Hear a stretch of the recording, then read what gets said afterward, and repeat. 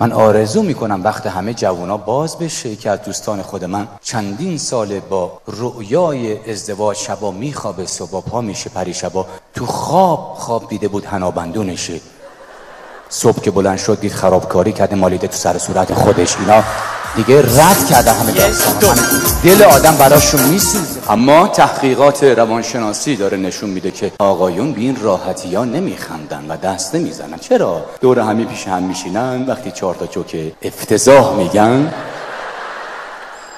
انقدر میخندن که صداهای ناجوری هم گهگاهی شنیده میشه. اونا قصه شون فهم محافل خصوصی خودشون. اما اینجور جاها قصه برمیگرده به دوران کودکی و یک سری باورهایی که از بچگی به ما گفتن آقا مرد نمیخنده، مرد نمیرقصه. کی گفته مرد نمیرقصه؟ اتفاقا مرد باید برقصه دیگران بخندن. شترمرغ اینجوری نمیرقصه.